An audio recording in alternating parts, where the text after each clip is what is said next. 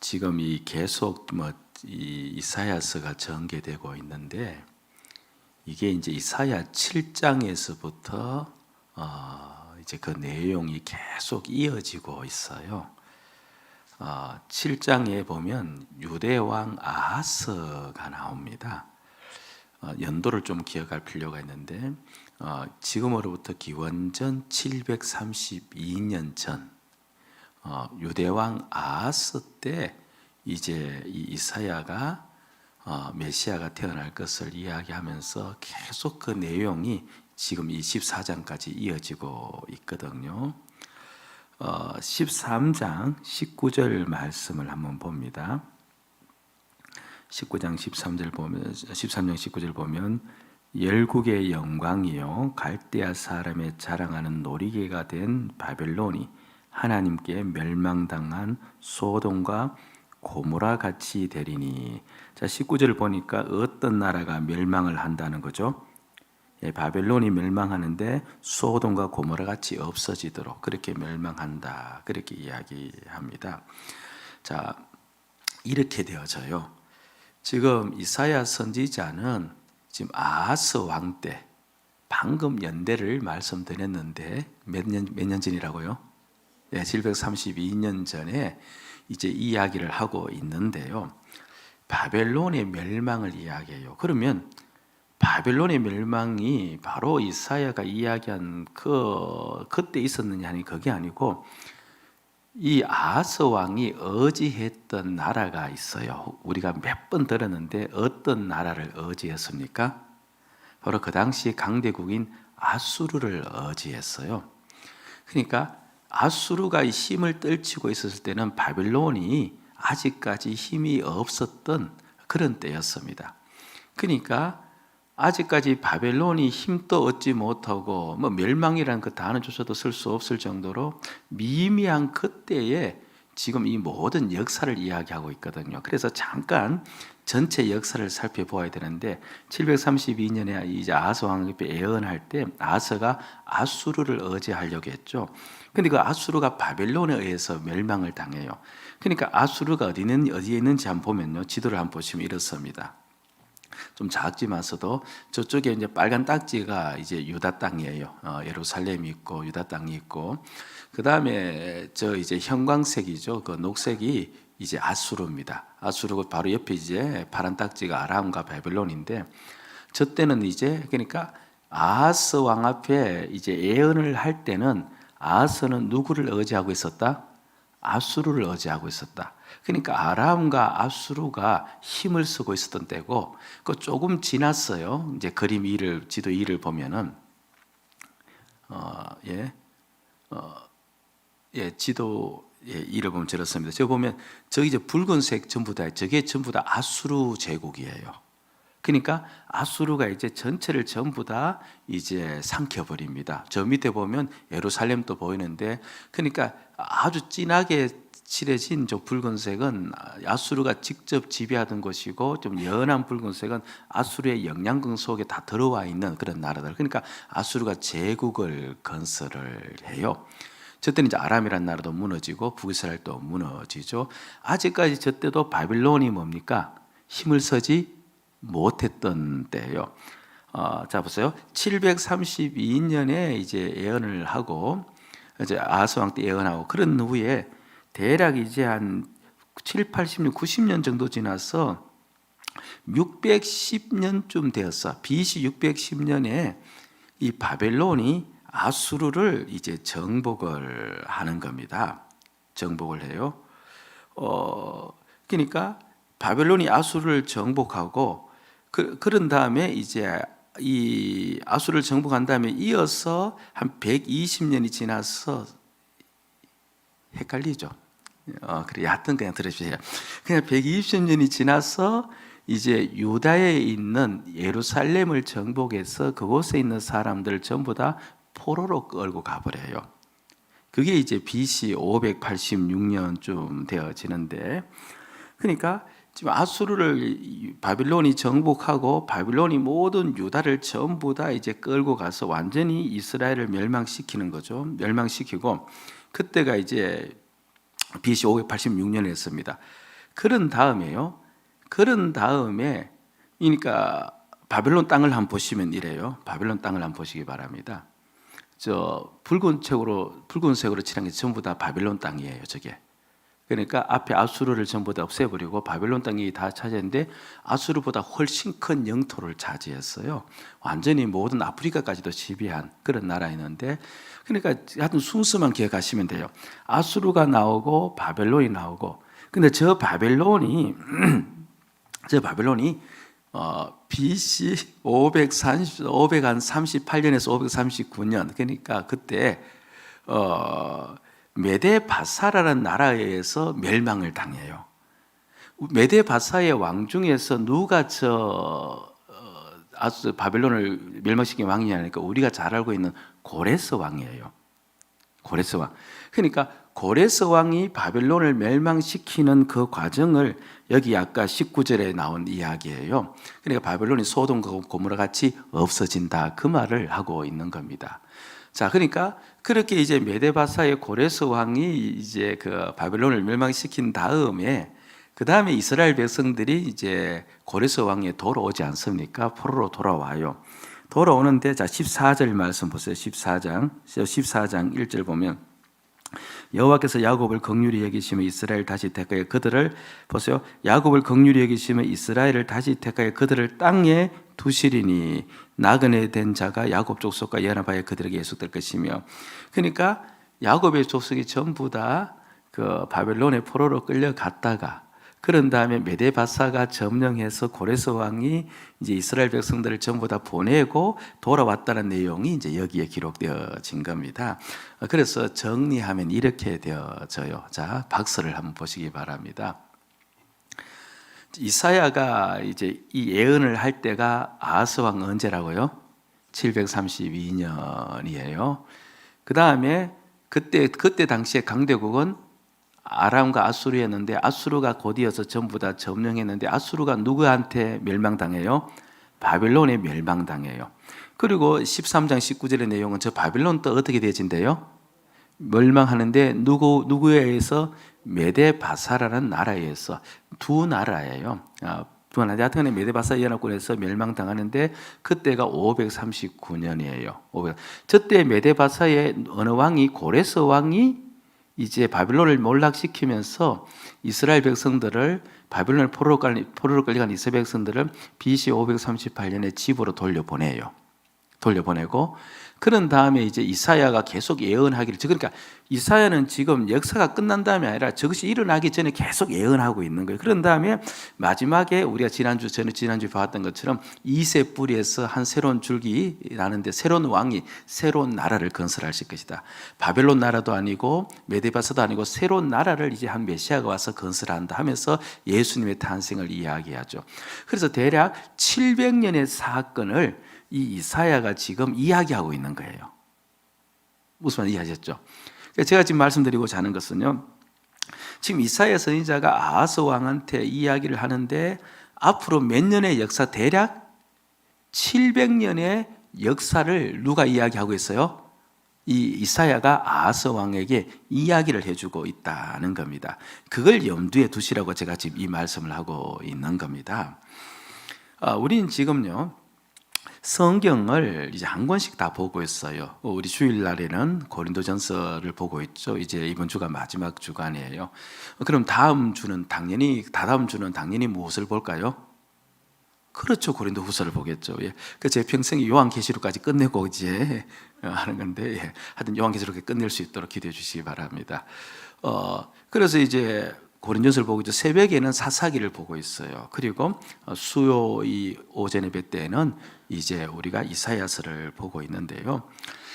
왜 이렇게 우리가 성경을 보느냐 하니까, 성경을 뭐 군데 이렇게 보지 않고 한 권을 가지고 쭉 보는 이유가 있는데, 장점이 너무 많아요. 그 중에 가장 큰 장점이 뭐냐면요, 그 책에서 중심적으로 이야기하고 있는 내용 한 가지를 들을 수가 있어요. 중심적으로 이야기하는 내용. 그렇죠?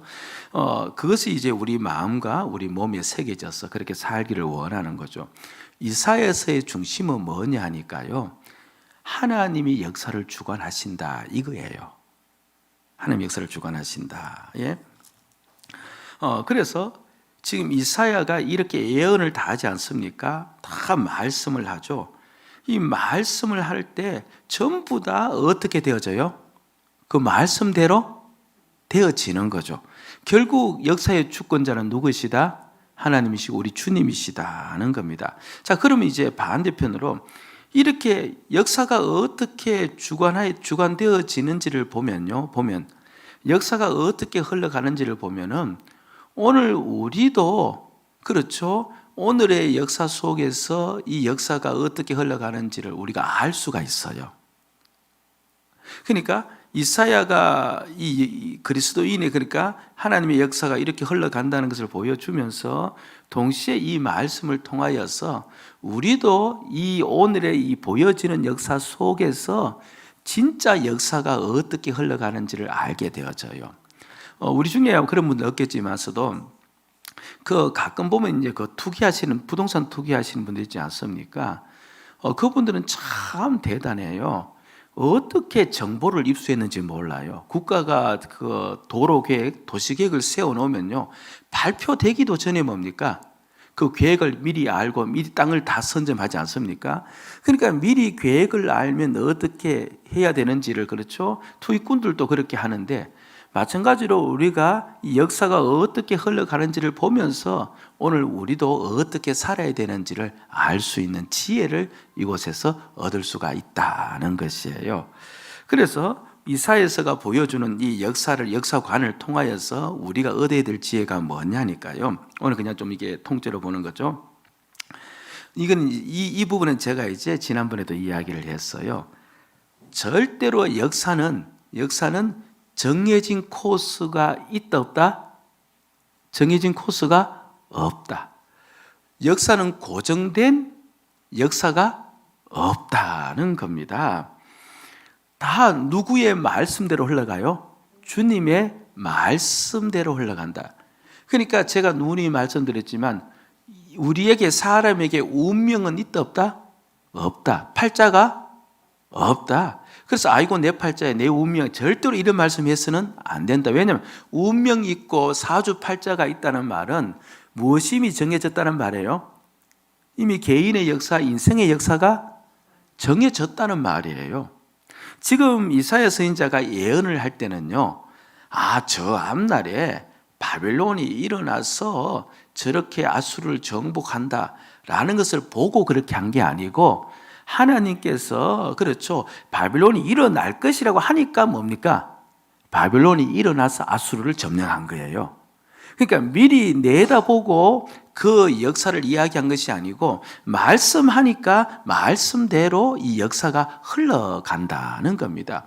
그래서 우리가 내 가정의 역사, 내 인생의 역사, 이 삶의 역사를 보면서요, 우리가 늘 그것을 기억해야 됩니다. 역사는 절대로 고정된 것이 아니다는 겁니다. 그렇죠. 이걸 잠깐 다시 한번 복습은 해야 돼요. 이게 전체적으로 이사야서 큰 줄기이거든요. 자, 이사야서 7장 1절 말씀, 우리가 계속 이 말씀을 자주 인용하는데요. 우시아의 손자여 요담의 아들인 유다의 아하스 왕 때 아람의 르신 왕과 르말리아 아들 이스라엘의 베가 왕이 올라와서 예루살렘을 쳤으나 그 두 나라가 동맹을 해서 예루살렘을 쳤으나 어떻게 했더라? 능히 이기지 못했다. 제가 이 말씀을 설명을 드렸죠. 다시 한번 들어보세요.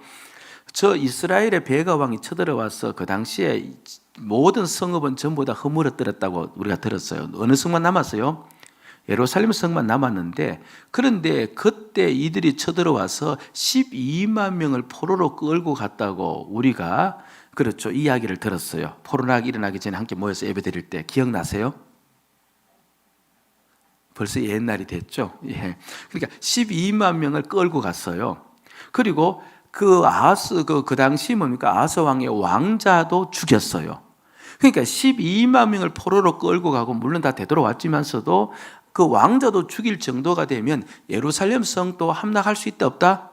함락할 수 있는 겁니다. 그런데 예루살렘 성이 함락이 안 된 거예요. 왜 함락이 안 되었는지는 성경 앞부분에 그렇게 표현을 해놓고 있습니다. 그것이 그렇죠, 이사야서 앞부분에 나오는데 자막 한번 보여주시기 바랍니다. 예, 제가 이거 구절 보세요. 딸 시온은 포도원의 망다같이 예루살렘 포도원의 망대같이 참외밭의 원두막같이 애워싼 성우같이 겨우 남았도다. 자, 그런 다음에 만군의 여호와께서 우리를 위하여 생존자를 조금 남겨두지 아니하셨더라면 우리가 소돔과 고모라 같았으리라. 누가 남겨둔 거예요? 하나님께서 예루살렘을 남겨두었기에 그들이 함락을 못한 거지, 그들이 힘이 없고 그들이 능력이 없어서 함락을 못한 게 아니에요. 함락이 하나님께서 내가 어떻게 하겠다, 예루살렘은 남겨두겠다라고 말씀하니까 말씀대로 이루어졌다는 겁니다.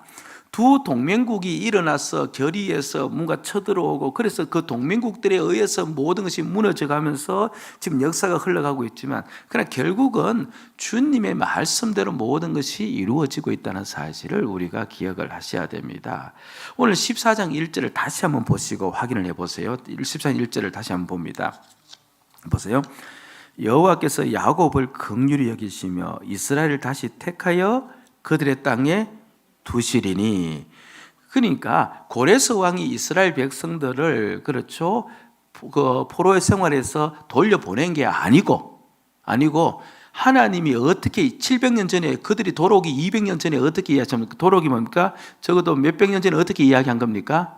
하나님께서 그들을 긍휼히 여기시고 다시 그들을 돌아오게 하겠다라고 말씀을 했어요. 그러니까 그 말씀대로 누가 일어난 겁니까? 고레스 왕이 일어나서 이스라엘 백성들을 어떻게 한 거예요? 돌려보낸 거예요. 그러니까 고레스 왕이 누구의 도구가 되어진 겁니까? 하나님의 도구로 쓰임을 받은 겁니다. 그러니까 그 큰 바벨론이 왜 무너졌느냐 하니까, 고레스 왕에 의해서 무너졌다고 하잖아요. 왜 무너졌느냐 하니까 하나님께서 이스라엘 백성들을 긍휼히 여기셔서 이스라엘 백성들을 어떻게 하기 위해서, 돌아오게 하기 위해서 그 큰 성읍이 무너졌다는 겁니다. 그렇죠. 예. 그러니까 이 모든 사건, 돌아오기 200년 전에 이 이사야를 통하여서 모든 것을 다 하나님이 말씀하셨어요. 그래서 히브리서 11장 3절을 보면 보세요. 믿음으로 모든 세계가 하나님의 말씀으로 지어진 줄을 우리가 아나니. 보세요. 그 다음에 보이는 것은 나타난 것으로 말미암아 된 것이 아니니라. 아수르가 바벨론에서 점령되어지고, 바벨론이 점령시켰다, 바벨론이 메데바사에서 점령되어지고 메데바사가 이스라엘 백성 돌려보내고, 그 모든 것은 나타난 것으로 말미암아 된 것이 아니다. 아수르가 바벨론이 고레스 왕으로 인해서 일어난 것이 아니라 다 무엇으로 지어졌다? 하나님의 말씀으로 지어졌다. 하나님께서 말씀을 하셨으니까 그 모든 것이 그렇게 흘러갔다, 이 이야기를 하는 거예요. 하는 겁니다. 예? 그러니까 우리가 이 역사관을 바라볼 때요, 역사를 바라볼 때, 그렇죠, 우리는 뭐 어떤 힘 있는 나라, 힘 있는 사람이 역사를 이끌어가는 것 같아 보일지라도 아니에요. 말씀대로 되어져요. 아멘? 이 말 들립니다.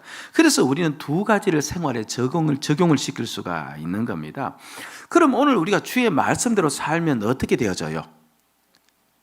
오늘 우리가 주의 말씀대로 살면 반드시 말씀이 약속한 것을 받아야 안 받아요? 받습니다. 왜냐하면 그 말씀대로 이루어지니까요. 그렇지 않습니까? 보세요. 의인의 자녀 중에 구걸하는 자가 없다, 시편에서 말씀했어요. 그럼 내가 오늘 주님을 경외하는 믿음 있는 자로 살면, 그럼 내 자녀 중에 어떤 자가 없다는 거예요?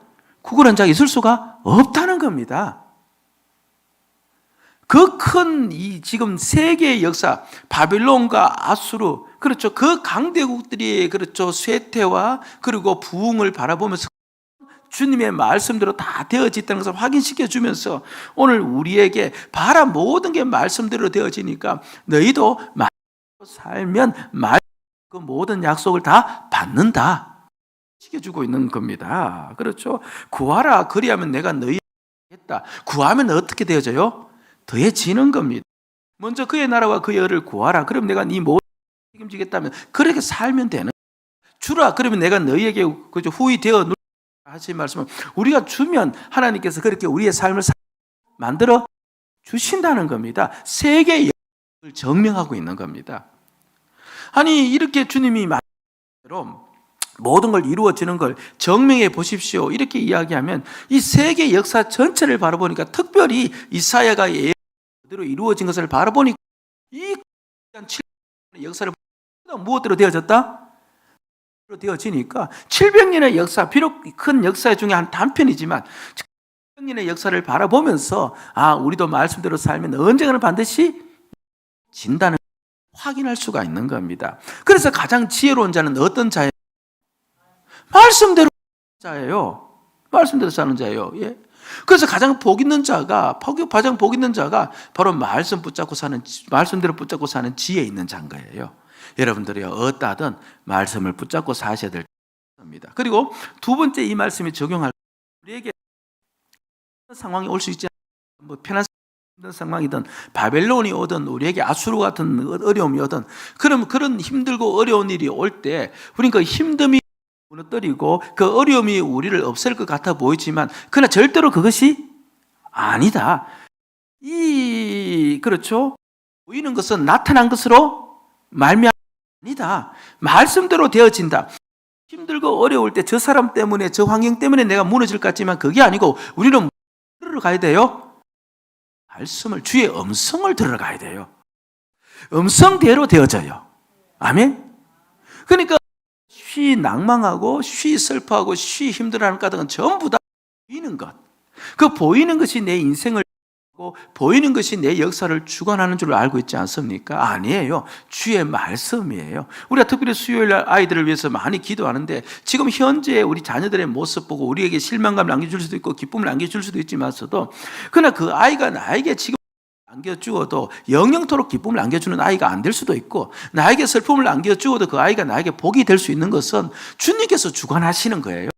주님께 나가서 주님 앞에서 그 자녀를 향한 말씀을 듣고 그 자녀를 향한 우리가 그렇죠 주의 말씀을 들으면서 그렇게 자녀를 키우고 양육하면 지금은 어떨지 모르지만 그 자녀는 복의 통로가 되어지고 근원이 되어지고 일어나요.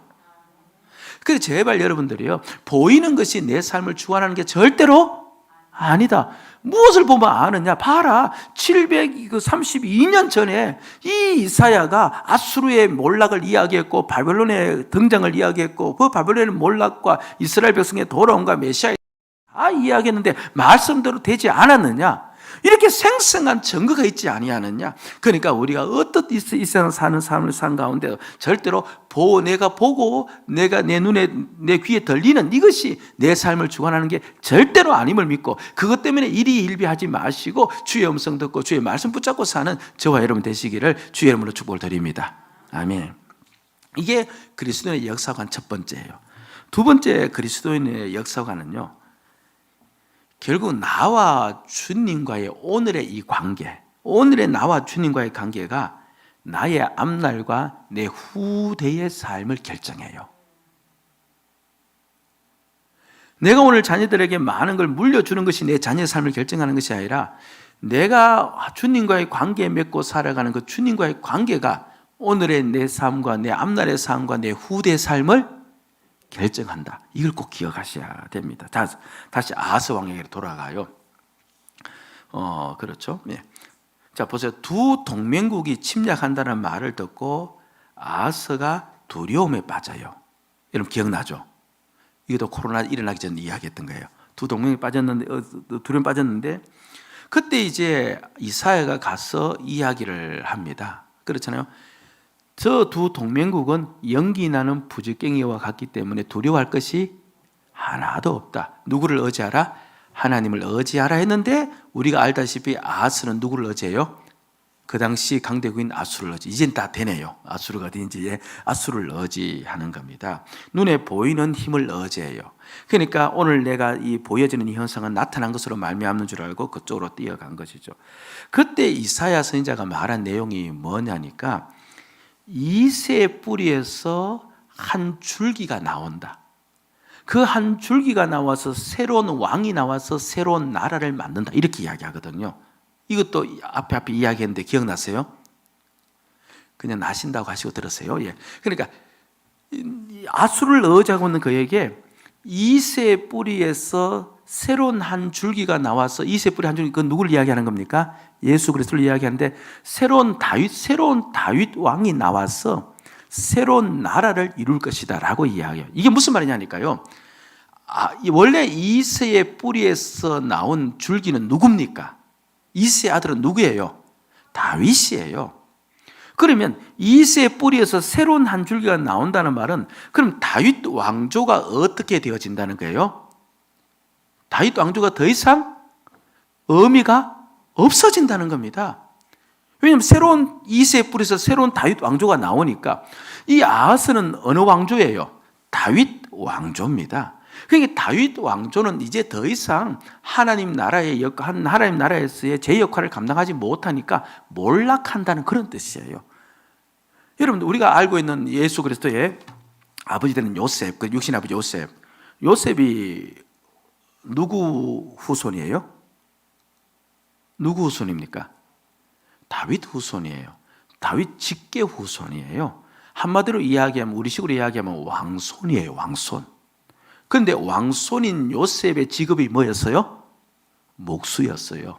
그 당시 목수는 나무만 만드는 것이 아니라 돌까지도 쪼았던 석공도 포함됐고 가장 힘든 삶을 산 사람이었어요. 그가 얼마나 가난했는지는 한 장면을 보면 알 수 있는데, 임신해서 이제 곧 출산을 해야 될 마리아를 데리고 호적하러 올라가는데, 호적하러 올라가는 7일간의 거리를 여인 자신의 아내와 함께 걸어서 가요. 그러니까 돈이 있으면 뭘 타고 가면 돼요? 낙이나 노새를 타고 가면 돈이 없으니까 걸어서 가는 거예요. 그만큼 가난한 사람이었어. 그럼 그 아버지가 어떤 사람이었어요? 가난한 사람이었어요. 그 할아버지는 어떤 사람이었어요? 역시 가난한 사람이었어. 이미 그때 요셉과 그 아버지와 그 할아버지는 더 이상 다윗 왕손의 역할을 못한 거예요. 다윗 왕조는 이미 다 뭡니까? 몰락을 해버린 거예요. 몰락을 해버린 겁니다. 자, 이제 잠깐만 생각을 바꿔보세요. 만약에 아하스 왕이요, 이사야 선지자가 그렇게 이야기했을 때, 당신 말이 맞습니다. 하나님이 우리 삶을 책임지십니다. 나 하나님을 의지합니다. 라고 돌아섰더라면 하나님께서는 그 다윗 왕손을 뭡니까? 보존시켜 주시고 그들을 다시 뭡니까? 계속 그 왕손을 이어갈 수 있도록 그렇게 만들었을 수도 있죠. 그런데 그가 아수르를 의지하는 바람에 결국 하나님께서는 그렇죠, 그 다윗 왕조를 어떻게 하겠다는 거예요? 이제 몰락을 시켜버리겠다는 거예요. 그러면 물론 그 다음에 또 아들도 문제지만서도 아하스가 자신의 인생뿐 아니라 누구의 인생까지를 결정해버린 거예요? 후대의 모든 인생까지도 결정을 해버린 자예요. 여러분, 이거 우리가 심각하게 들으셔야 돼요. 제가요, 물론 이제 사적인 좀 이야기입니다만은, 제가 이제 목회자가 된 까닭은요, 저도 지금 생각해도 제가 목회자가 아니었으면 어떻게 먹고 살까 그런 생각해요. 저는 목회자 된 게 좀 천만 다행이라도 그만 천만 다행이 아니에요. 저는 목회자가 안 됐으면 살아갈 수 없는 자예요. 저는. 여러분도 보다시피 제가 재주가 없잖아. 재주가 있어 보여요? 재주가 없어요. 제가 이 재주도 없고 저 재주도 없고 재주가 없는, 그래 유일하게 그래도 목회는 이렇게 할 수 있도록 만들어 주었으니까 저는 목회 아니어도 죽었을 거예요. 저는 믿지를 않는구만요. 하여튼 저는 그래요. 하여튼 제가 목회자가 되었는데, 그리고 이 목회자가 된 것보다 더 중요한 게 뭐냐니까, 제가 예수 그리스도를 나의 주로 받아들였어요. 주로 받아들였습니다. 이게 다 하나님의 은혜이지만도요, 하나님의 은혜이면서도, 그러나 제 부모님이 계시지 않으셨더라면 내가 목회자가 될 수 있었고 예수를 나의 주로 받아들일 수가 있었을까 한번 제가 생각을 해보는 겁니다. 바꿔서 생각하면 이렇게 되죠. 만약 여러분들이 이슬람 지역에서 태어났더라면 예수를 믿었을까요? 지금 알라를 믿었을까요? 알라를 믿을 수 있겠죠. 그렇잖아요. 그렇게 한번 생각해 보시기를 바랍니다. 제가 예수를 나의 주로 완전히 받아들인 것은 좀 너무나 그렇죠, 송구스럽지만 그래도 40대 후반이에요. 목사가 되고 난 다음에 후반이라는 일이죠. 그런데 그 동안에 그래도 제가 물론 목사니까 교회를 떠날 수는 없지만서도 어릴 때 교회를 떠나지 않고 계속 교회 안에서 생활해서, 교회 안에서 생활했다는 말은 예배를 착실히 잘 드렸다는 말입니다.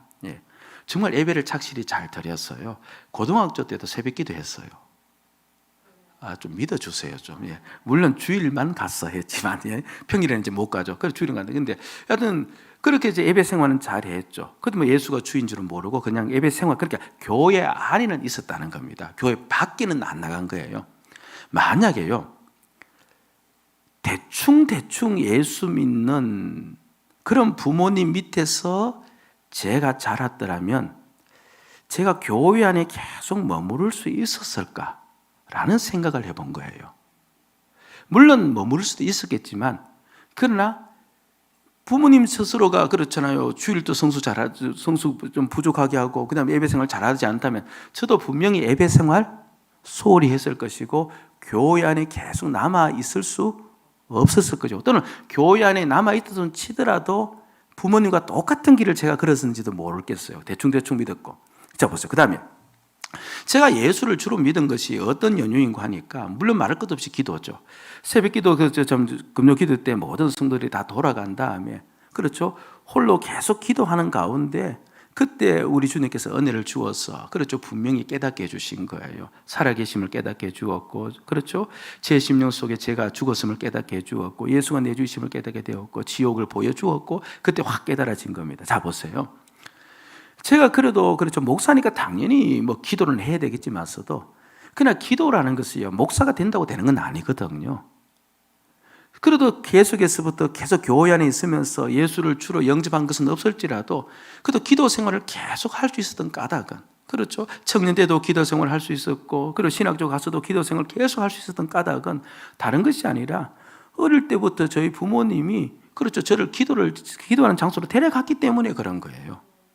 그렇죠. 날마다 새벽 기도하는 부모님을 보고 그 새벽 기도하는 부모님이 오셔서 또 이제 집에서 또 우리와 함께 기도해 주는 그 모습을 보고, 그리고 날마다 가정 예배 드리고, 그리고 이제 저희 아버지께서는 그렇죠, 특별 훈련도 시켰죠. 그 시골이다 보니까 강변에 그 밤에 저를 데리고 나가요. 나서 니는 이곳에서 기도해라, 나는 이곳에서 기도할게. 그러면서 마치 게세마네 기도 비슷하게, 그래서 그렇게 떨어져서 기도시키고, 그리고 부흥회도 데려가고 할 건 다 하죠. 그러니까 그 기도를 열심히 시킨 겁니다.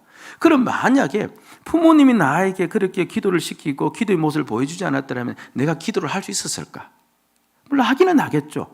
그런데 그렇죠, 무엇보다 기도를 가장 많이 해야 되고 누구보다 더 기도를 열심히 해야 된다고 그렇게 생각하면서 기도를 했을까? 그리고 그 밤에 그렇죠, 다 돌아가고 난 다음에도 끝까지 계속해서 그렇게 기도할 수 있었을까 생각하면 저는 그게 아니라고 생각되어져요.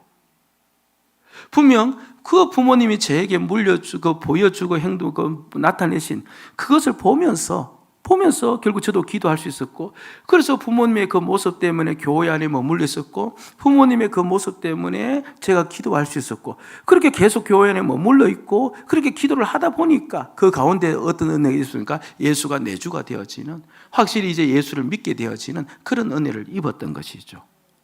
그러니까 부모님의 그 주님과의 관계, 부모님이 주님을 믿는 그 믿음의 관계가 결국 누구의 인생까지 결정해버린 겁니까?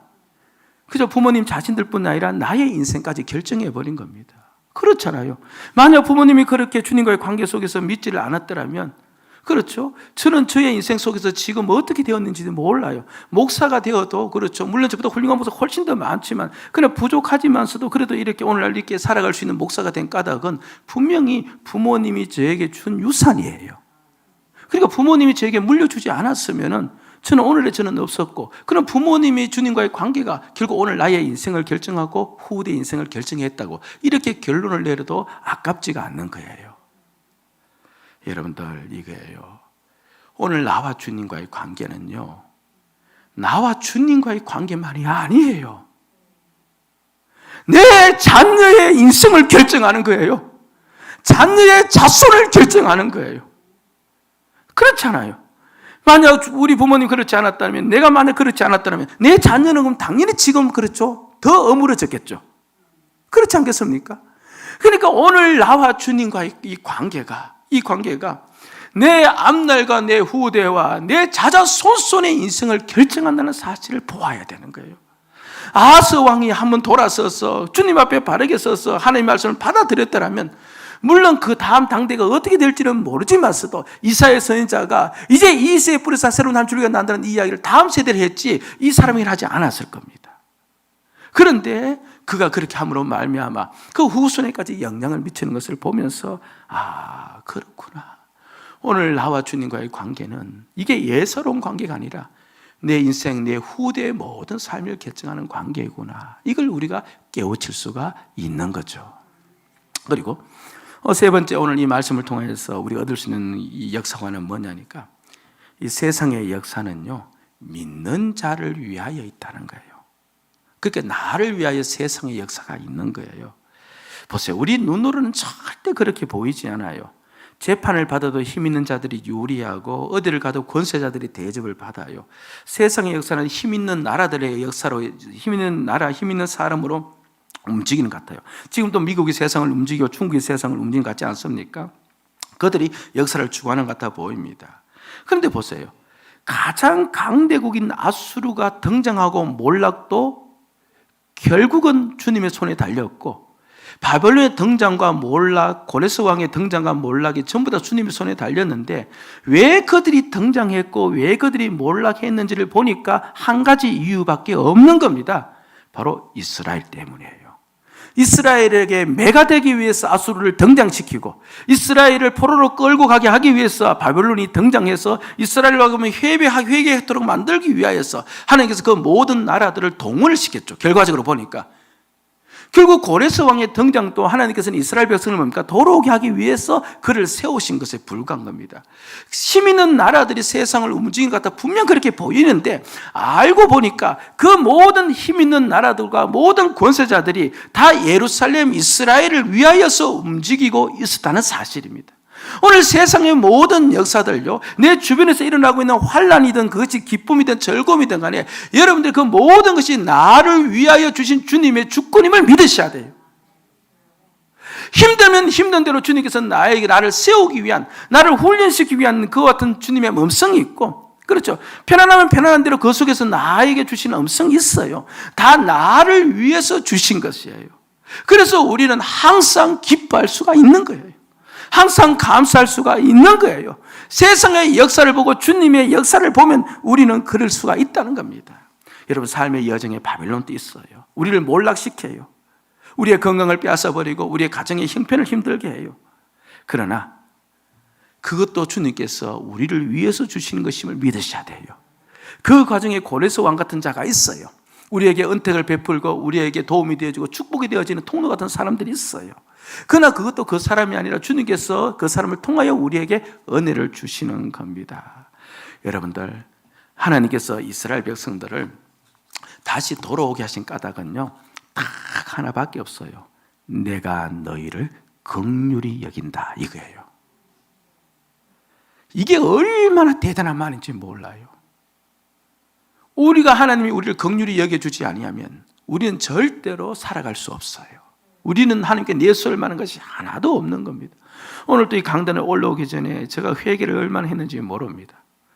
내가 살아계신 하나님을 믿는다는데 내가 왜 이렇게 그 하나님을 욕보이면서 사는가?